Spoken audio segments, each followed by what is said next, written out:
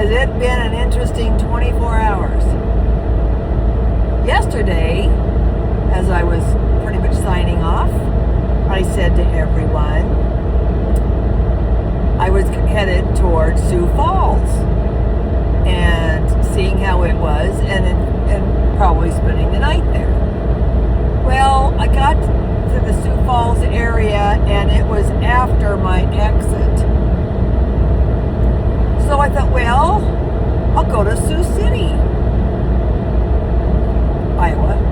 So I headed down there. It was only 100 miles and it was kind of early still. So I thought, I'll go to Sioux City. Got down there, pulled into the Loves. Nope. This is not, there's only now 2 Loves that I'm not a huge fan of. I don't feel safe.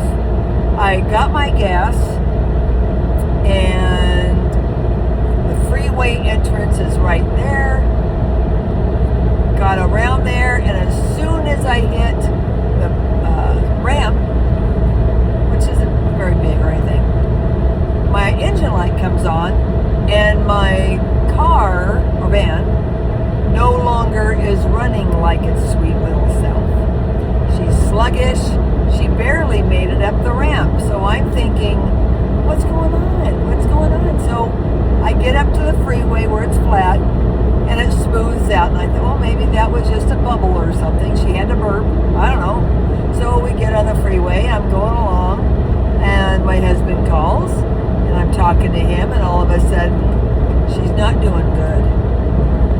So I put on my emergencies lights.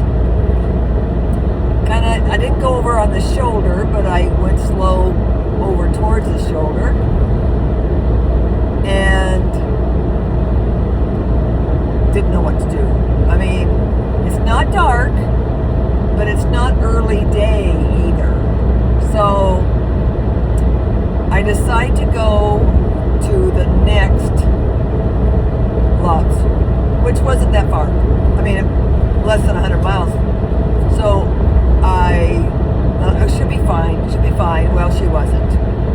My son has to help me find because I can't really navigate when I'm driving. I'm not going to look on the phone. And I was afraid to pull over because if I stopped, what if she didn't start? So we got to a little town just a little bit west of Omaha, Nebraska, in this little town. Actually, let's forget the word town.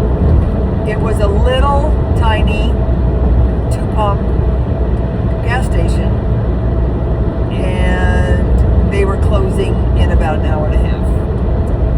So I went in and I said, do you know how to look and see for transmission fluid? Or, well, in my car, which is a 2019 Ford Transit van, there isn't a dipstick, which my husband didn't know that either.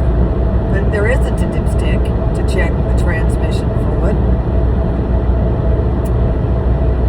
So he said we need to call a tow truck. Oh man. Okay. So my husband and I have roadside assistance, and we called, or he did for me. He called that. It was going to be 2.5 hours later. Now by this time, it's almost 9. 2.5 hours later, so midnight, 11:30 midnight. Now this guy closes the little, gas station at night. So I'm there alone.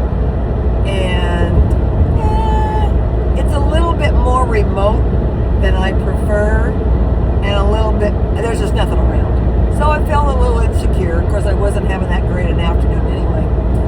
So I decided I couldn't move my car. I didn't dare. And I had parked it kind of cattywampus in the gas station. So he called me and said, how you doing? And I said, well, I'm fine, but I haven't heard that. And our roadside assistance tells you that if you have any questions, text them. So I did. I said, how's it going along? Any news about any updates? Now remember, at this point when I called, it was getting late. And the person, the text came back and said, we can't get a tow truck. We've canceled this. I may have come unglued a little. Not a whole lot, but I'm sure I came a little unglued because it was like, really? You couldn't have told us? So, talked to my husband and said, we can't do anything about it. So I contacted the Loves that was the closest, and I wanted to know what towing company they would recommend and what Ford garage they would recommend, because I'm not from here. In Omaha. I didn't know where the closest one was because there's a couple. I didn't know which. So anyway, he told me which two tow companies, and we went with one. Lovely experience. The man my husband talked to, I think his name was Todd, was delightful. Very calming, very patient. He obviously knew that we were probably upset because of the situation. And he gave us a choice. He said, if your wife is uncomfortable and scared, I will come and get her. We'll take the van to the Ford that I recommend, because he said, I asked him that, my husband. And I'll get her to a motel of her choice. Or, if she does feel fine and comfortable, have her sleep there tonight. And he goes, so he asked us how where exactly I was. Sal told me, oh, that's actually a pretty nice little area. I mean, that's not a problem area. So I decided to stay there and sleep, and he came and picked me up. Well, his worker came and picked me up with a tow truck, got Poppy on the van, on the flatbed, and we went to, I believe it was McCullum Ford in Omaha. What a nice, I would go buy my car there. I would get in my car, I would drive to Omaha just to buy a car at that dealership. They were fantastic. Absolutely fantastic. My service guy that I talked to was the most nicest, very nice man. And it was all a good experience. They started my car. We got there about 8:15 from the towing, maybe 8:30. They started it right away. And he said it's going to take all day because they found out it was the water pump. So I got a new water pump out of it, and my oil changed out of it, and it's something else, and I can't remember what it was. And so it cost us, a bit of money, but car repair does. And I'm beating the heck out of this poor girl.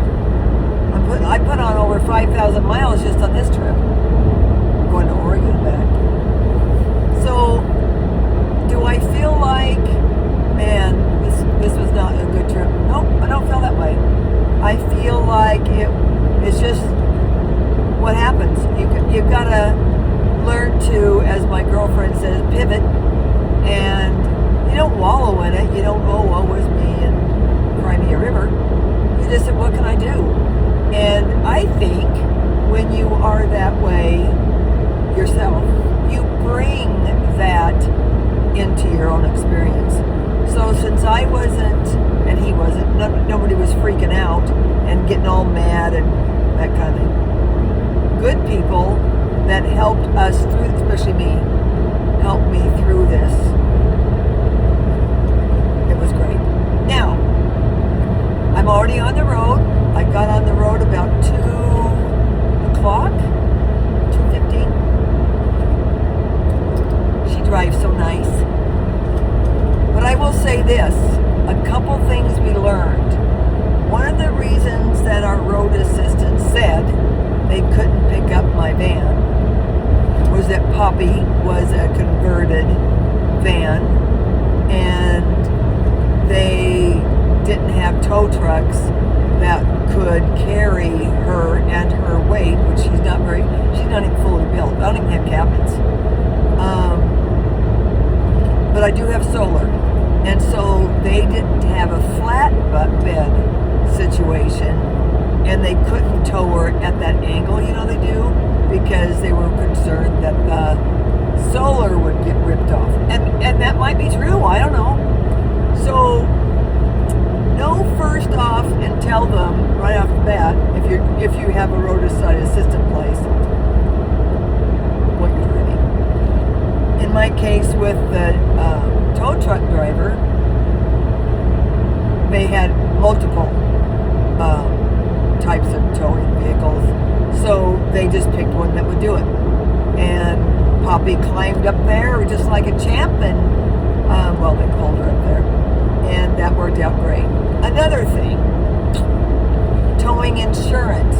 Make sure, this was something that, all these little things, I should say something. Make sure your car insurance, because I guess it's different in every state, the way they define converted van to an RV. I had been told certain things, probably based upon that person's state, and I don't know in our state if it is or not. So we now have an appointment this week to meet up with our insurance guy to make sure that Poppy is completely covered. Which, it should be a no-brainer anyway. We're probably slow thinkers. But I also know that we tend to put things off because I want to go have fun. I don't want to be responsible. So, do that. The things that were great, because out of the blue, I'm stuck in some little tiny burg. Have enough water. And I did. Have food. And I did. Spend that time getting things organized so that when you're towed, because that's kind of hard on your actions of your van or your vehicle, make sure everything's really secured down. Even more so than I think than you would if you were driving. So I went ahead and did all that, and when I got in the van after they towed it, put it on a lift, and did all the things they did, it was pretty much like I left it. So I was pretty happy about that. I condensed things down.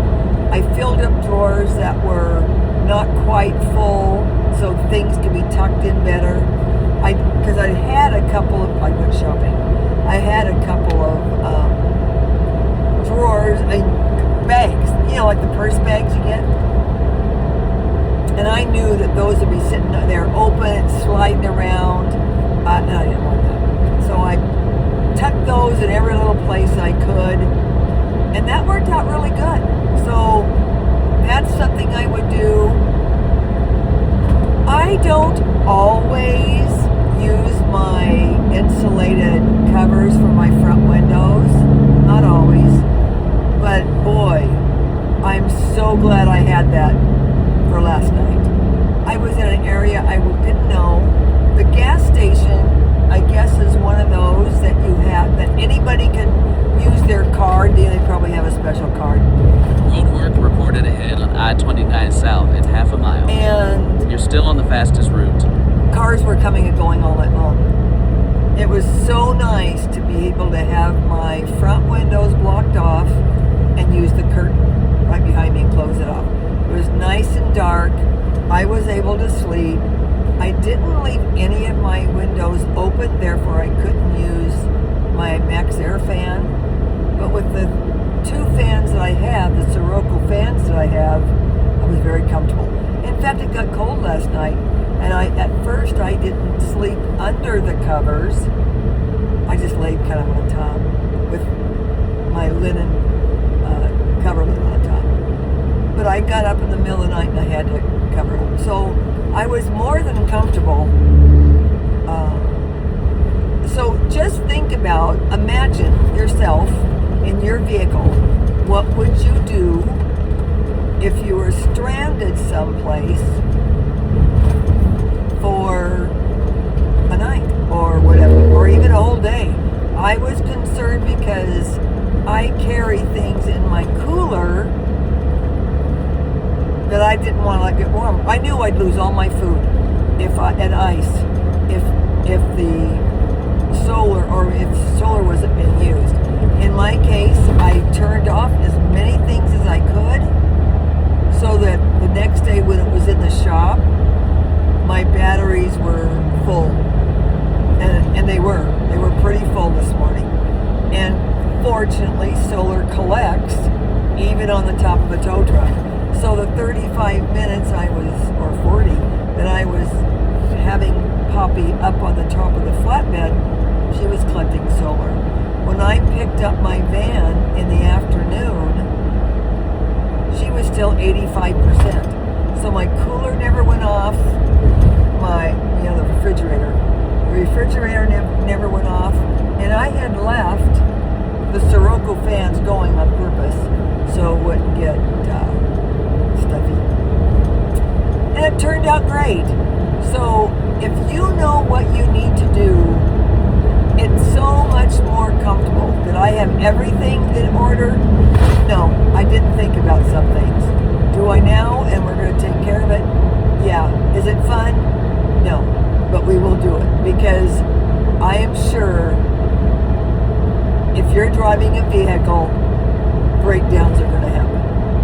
So, anyway, there's that.